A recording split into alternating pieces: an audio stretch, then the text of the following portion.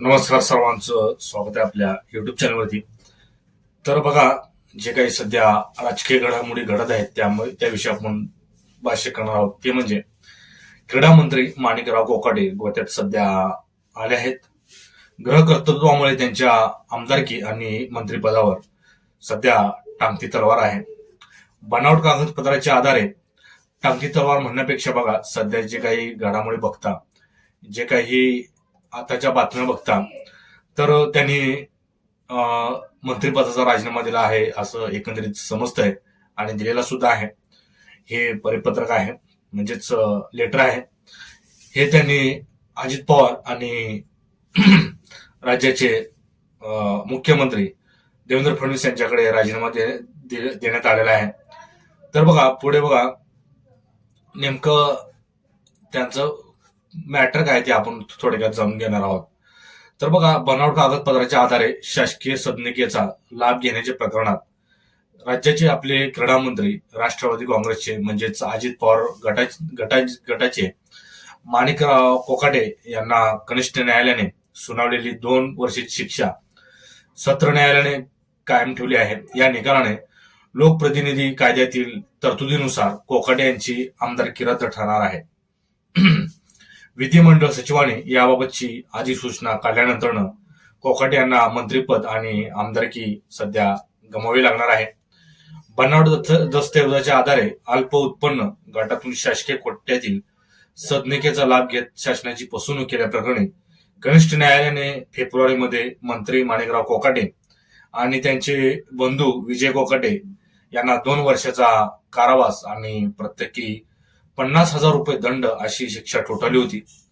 अपिलात सत्र न्यायालयाने कोकाटे बंधूंना जामीन मंजूर करून शिक्षेच्या अंमलबजावणीस स्थगिती दिली होती. परंतु सदनिका घोटाळ्याचा खटला हा 1997 पासून सुरू होता, ज्यामध्ये आता न्यायालयाने ठोस निकाल दिला आहे.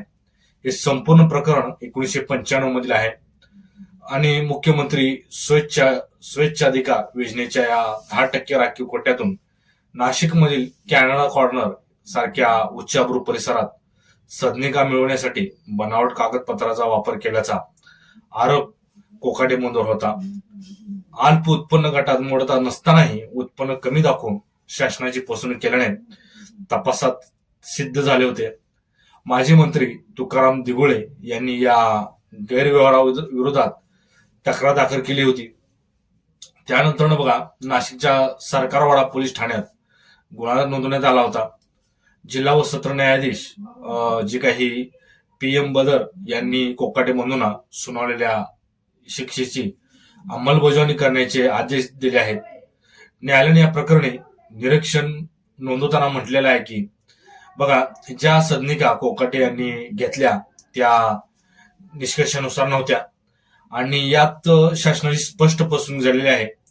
या निकालामुळे कोकाटे बंधूंना कधीही अटकेची समन्स बजावली जाण्याची शक्यता आहे. आताच्या तर बातमीनुसार समजत आहे मित्रांनो की जे काही कोकाटे आहेत त्यांना सध्या नाशिकहून जे काही नाशिक पोलीस आहेत ते पोलीस सध्या मुंबईकडे रवाना झालेले आहेत आणि परंतु रवाना झाले असता सध्या कोकाटे हे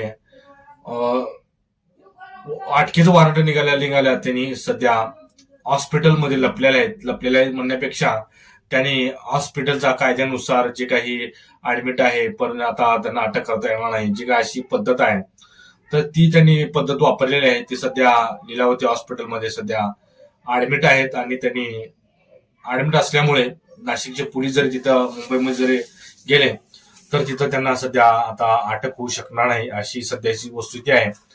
बघा, या आधी कोकाटे यांनी वरच्या न्यायालयात दाद मागितल्यामुळे त्यांच्या शिक्षेला तात्पुरती स्थगिती मिळाली होती. मात्र आता सत्र न्यायालयाने मूळ शिक्षा कायम ठेवल्याने त्यांच्या अडचणीत प्रचंड सध्या वाढ झालेली आहे. तक्रारदार तुकाराम दिघोळे यांची कन्या अंजली दिघोळे राठोड यांनी या प्रकरणात हस्तक्षेप याचिका दाखल करून कोकाटे यांना जामीन मिळू नये म्हणून उच्च न्यायालयातही सध्या धाव घेतलेली आहे. लोकप्रतिनिधी कायद्यानुसार जर एखादा आमदार किंवा खासदाराला 2 वर्ष किंवा त्यापेक्षा जास्त कालावधीची शिक्षा झाली असेल तर त्यांचे सदस्यत्व तातडीने रद्द करण्याची तरतूद ह्या कायद्यामध्ये आहे आणि या नियमामुळे माणिकराव कोकाटे यांना आपल्या पदाचा राजीनामा द्यावा लागू शकतो आणि त्यांची आमदारकी सुद्धा रद्द होऊ शकते. सध्या यापूर्वी बघा, राहुल गांधी यांच्या मानहानी प्रकरणात अशाच प्रकरणाची कारवाई झाली होती, ज्याचा दाखला आता या प्रकरणात दिला जात आहे. राष्ट्रवादी काँग्रेसचे अजित पवार गटाचे मंत्री असलेले कोकाटे सध्या राजकीय दृष्ट्या कोंडी सापलेले आहेत. कोकाटे यांच्या वकिलांनी अपिलात जामिनासाठी प्रयत्न सुरू केले असले तरी नैतिकच्या आधारावर त्यांनी राजीनामा द्यावा अशी मागणी जोर धरू लागली होती आणि आज परिपत्रक म्हणजेच लेटर हे राजीनाम्याचं दोन्ही आपले अजित पवार आणि देवेंद्र फडणवीसांकडे गेलेलं आहे. यापूर्वी कोकाटे यांनी कृषी मंत्री असताना केलेल्या काही विधानामुळे महायुती सरकार मोठी नामुष्की उडली होती. शेतकरी कर्जमाफीवर केलेल्या विधानामुळे तसेच विधिमंडळातील सभागृहात थेट रम्मी हा ऑनलाईन गेम खेळताना दिसल्यामुळे त्यांच्यावर टीकेची झोड उठली होती. परिणामी मुख्यमंत्री फडणवीस यांनी कोकाटे यांचे खाते बदलावे लागले. त्यांची कृषी मंत्री पदावरून उचलबांगडी करून क्रीडा मंत्र्याची जबाबदारी त्यावेळी सोपवण्यात आली होती. राज्यातील महापालिका निवडणुकाचे बिगुल वाजल्याने राजकीय हालचालींना सध्या प्रचंड वेग आला आहे. त्यात कोकाटे सारख्या प्रकरणामुळे राष्ट्रवादी अजित पवार गटाची सध्या डोकेदुखी वाढली आहे.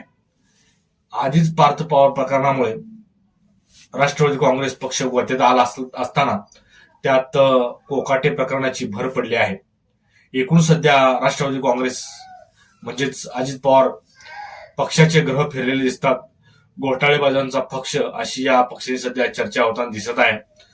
दोष सिद्धीला स्थगिती मिळावी म्हणून कोकाटे यांना उच्च न्यायालयात धाव घ्यावी लागणार आहे. तेथे दिलासा मिळाला तरच कोकाटे यांची आमदारकी मंत्रीपद वाचू शकेल. बनावट कागदपत्राच्या आधारे सदनिका लाटून शासनाची फसवणूक केल्याप्रकरणी कनिष्ठ न्यायालयाने ठोठवलेल्या 2 वर्षे शिक्षा सत्र न्यायालयाने कायम केल्यानंतर आता सरकारने कोकाटे यांची मंत्रिपदावरून हकालपट्टी करावी आणि शेतकऱ्यांचा अवमान करून झाला ऑनलाईन पद्धतीत खेळून झाले आणि आता शासनाला चुना लावल्या प्रकरणी शिक्षाही कायम झाल्याने कायम नैतिकतेच्या गप्पा हाणत नाकाने कांदे सोडणारे हे सरकार त्यांना आणखी किती दिवस वाचवतंय ते बघायचे अशी पोस्ट सुद्धा जे काही आमदार आहेत रोहित पवार यांनी केलेले आहे. माझा न्याय यंत्रणेवर पूर्ण विश्वास आहे, त्यामुळे माझ्या विरोधात कोकाटे यांनी दाखल केलेल्या कथित मानहानीचा दावाही न्यायालय असाच फेटाळून लावेल असे रोहित पवार यांनी म्हटलेलं आहे. कायम चुकीची कामं करणाऱ्यांची पाठराखण करणाऱ्या भाजपची न्यायालयाकडून चारी बाजूने कोंडी होताना दिसते. मंत्री शिरसट यांनीही न्यायालयाने असेच फटकारले तरी सरकार त्यांना वाचवताना दिसते. नॅशनल हेराल्ड प्रकरणी ईडीने दाखल केलेले आरोपपत्रही न्यायालयाने फेटाळून लावले. त्यामुळे ईडीच्या आडून राजकीय हल्ले करणाऱ्या सरकारचा मुखवटा फाटला गेला आहे. आता दिल्लीच्या कोर्टात टांगली गेलेली स्वतःची आबरू वाचवण्यासाठी तरी भाजपाने माफी मागावी असे रोहित पवार यांनी म्हटलेलं आहे. जिल्हा सत्र न्यायालयानेही शिक्षा कायम ठेवल्याने कोकाटेच्या राजकीय भवितव्यावर भले मोठे प्रश्नचिन्ह सध्या उभारलेलं आहे. न्यायालयाने निर्णयानंतर कोणत्याही क्षणी कोकाटेवर अटक वॉरंट निघू शकते किंवा आता तर आपण बघितलं आहे की त्यांना अटक करण्यासाठी सध्या नाशिक पोलीस हे मुंबईला सध्या रवाना सुद्धा देखील झालेले आहेत. त्यामुळे आता पुढचा जो काही पिक्चर म्हणावा लागेल तो नेमका कसा ठरतो की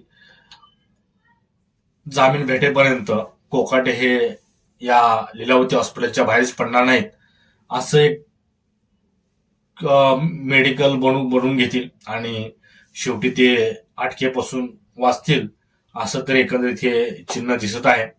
हे उठून उच्च न्यायालयातून अटकपूर्व जामीन भेटूच तर हे काही म्हणजे हॉस्पिटलच्या बाहेर पडतील असं तरी काय सध्या दिसत नाही मित्रांनो. त्यामुळे तुमच्या सुद्धा देखील या कोकाटेबद्दल तुमच्या प्रतिक्रिया आपल्या कमेंट बॉक्समध्ये नक्की कळवा. इतकाच व्हिडिओ होता. व्हिडिओ आवडल्यास आपल्या चॅनलला सबस्क्राईब करून घ्या आणि महत्वाचं म्हणजे शेअर करायला मात्र विसरू नका. जय हिंद.